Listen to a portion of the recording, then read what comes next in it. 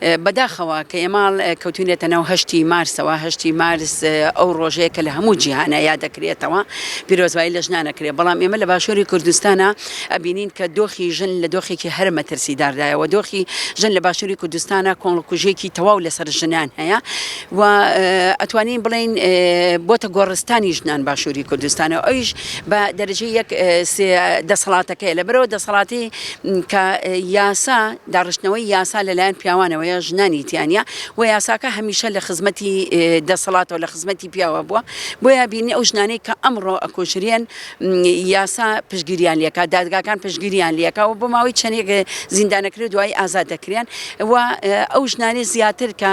ئەکوژرێن لە باشووری کوردستانە لەژێر ناوی شەرەفدا پیاوان خۆیان پاکەنەوە کە شەرەفی پیاوان ژنانە ئێمە لێرە پیانە پرسین ئەگەر شەرەفی ئێمە هی ئێوە بێ بە باوکەکان بە براکان بە مێردەکان ئاوسەرەکانمان بە کوڕەکانمان بە تەواوی کۆمەلگا پیاوان ئەڵین ئەگە شەرەفی ژنان هی ئێوە بێ ئەی شەرەفی خۆتان لەکوێدایە بۆیە شەرەف خاکەکەتە نەتەوەکەتە وڵاتەکەتە نەک تەنیا پارچەیە جەستەی ژن بێت تۆ بێ شەرەفی خۆت پاک بکەیتەوە و بۆ خۆت بە ئازادانە بسوڕیتەوە ئەبینین ئەمڕۆ کە ئێمە کوژنانی باشووری کوردستان لە ناو هەشتی مارس ئەمڕۆ یەکی سێە کۆنگرێکی ڕۆژنامەوانیمان کرد کار و چالاکیەکانمان ڕاگەیان کە لە یەکی مانگەوە تا شتی مانگ هەموو ساڵێک کار و چالاکیەکانمان وەکو سەتاسەری جیهان بەڕێوە بن نەک تەنیا و هەژ ڕۆژە بەڵکو ئێمە هەموو ڕۆژێکمان خەبات و تێکۆشانە بۆ ژنان هەمیشە لە شەقامی هەمیشە داکاری سەختین بەرامبەر بە ژنان و مافی ژنان و ئەو تونند و دیژانەی کۆمەڵکوژانەی کە ئەمڕۆ لە باشووری کوردستانە هەیە بۆ ژنان هەمیشە لە شەقامین و هەمیشە داکۆکارێکی سەرسەختین بۆیە ژنانیش ئەبێ خۆیان ئیتر لەو زێهنێتە لەو ئەقڵێتە لەو هەژمونگەراییە لەو ئیسلامی سیاسیە بێنە دەرەوە کە ئەم ڕۆژنی کردوێتە کۆیلا لە هەمووی مەترسیدارتر ئەوەیە کە ژنان بە کۆیلەبوونی خۆیان ڕازین بێ ئەوەی درکی پێ بکەن ئێمە پیان ئەڵێن ئەو ئازادی کە لە وڵاتە هەیە ئازادی نییە بەڵکو ئازادێکی مەترسیدارە ئازادی بەلا ڕێدا براوە ئازادی تەنیا ڕوودکردنەوەی ژنان نییە تەنیا کۆیلەکردنی ژنانە لەبەرەوە ژنان پێویستە بە گۆڕانکاری زەهنێتەیە ئەبینی ژنان لە ڕۆژاوای کوردستان چ پێشنگایەتیە کەکەن یعنی بەڕاستی ئەبێ هەموو ژنانی جیهان چیان لێ بکەن بە تایبەتی ژنانی باشووری کوردستان ئەبێ پشتگیری و پشتیوانی ژنانی ڕۆژاوای کوردستان بین لە هەموو سێکتەرەکانە پێشنگایەتیەکەن لە ڕووی سەربازی لە ڕووی سیاسی لە ڕووی ئابووری لە ڕووی دیبلۆماسی ژنان ئەمڕۆ پێشنگایەتیەکەن ئەبێ ژنانی باشووری کوردستانیش چاوێ لە ژنانی ڕۆژاوە لەو فکرە و لەو ئایدۆلۆژیایە بن کە ئەمڕۆ ژنانی کردووەتە ژنێک کە خودبوونی خۆی ناسینی ژن ئەمڕۆ پێناسە ئەکات بۆیە ژنان هەمیشە ئەبێ ئەو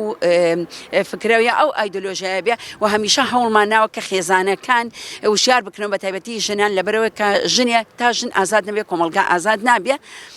بۆیە پێویستمان بۆیە ئەگە ژنی ئازاد بوو خێزانێک ئازاد دەبێ خێزانێک یعنی خێزانێکە چێتە ناو کۆمەلگایەکی تەندروستەوە ئەو کاتە کۆمەلگایەکی تەندروستمانە بێ و ئەو تند و ژیانێش نابێ و پێویستیشە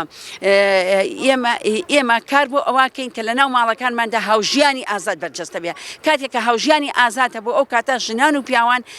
سەیری کۆیلەکردنی ژنان بکەین ژنانەکە دوو جار کۆیلە بێ پیاوانیش کۆیلەن بەڵام هەست بۆ کۆیلەبوونی خۆیان ناکەن لەبەرەوە سیستەمەکەەوە ئەخوازێ ئەو سیستەمی دەسەڵاتداریەتە کە سەتاسەری جیهانی گرتووەتەوە بێ گۆڕانکاری لە سیستەمەکە بکرێ لەبەرەوە سیستەمەکە لە خزمەتی عقڵێتی بێ لە سیستەمەکە لەسەر جەستەی ژن ئەژی لە سەتاسەری جیهاندا و لە هەمان کاتیشە ژنان قوربانی یەکەمن لەناو ئەم جیهانەدا و باشووری کوردستان و ژنانی کوردیش لەناو ئەم سیستەمەوە لەژێر ئەو عقڵێتی پیاو سالاریە نێر سالاریەدا و لە ژێر ئیسلامی سیاسیدا جارێکتر کە ژنان دەکات بە قوربانی و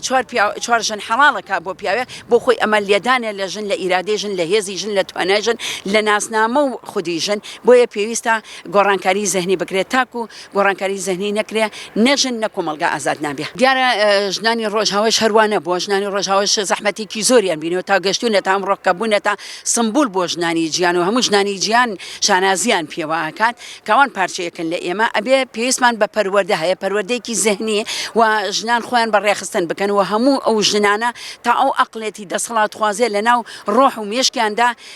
فرێنەدەن ناتوانن ببن بە ژنێکی ئازاد لەبەرەوە یەکگرتنی ژنان ئەبێتە هێز و هەمیشە دژمنانی ئێمە لە هێزی ژن لە توانای ژن ئەترسن بۆیە پێویستە ژنان هێزی خۆیان و توانای خۆیان بۆ پەروەردەکردنی مناڵەکانیان بۆ پەروەردەکردنی کۆمەڵگا لەسەر زەهنێتێکی یعنی دیموکراتیزەکردنی جارێکی تر کۆمەڵگا و ژنیش لەنا ئەو کۆمەلگایە کە بەشی هەرە زۆرە جارێکی تر دیموکراسی بکرێتەوە و زەهنێتێکی ئەو زەهنێتەی کە ئێستا ئێمە بە زانستی ژن ناوێبین بە ژنۆلۆژی ناوێبین پێویستە هەموو ژنان ژنۆلۆژی بخوێنەوە بۆ بتوانن لەو کۆی لەبوونە و لەو ئەقلێتە و لەو دەسەڵاتە خۆیان ڕزگار بکەن.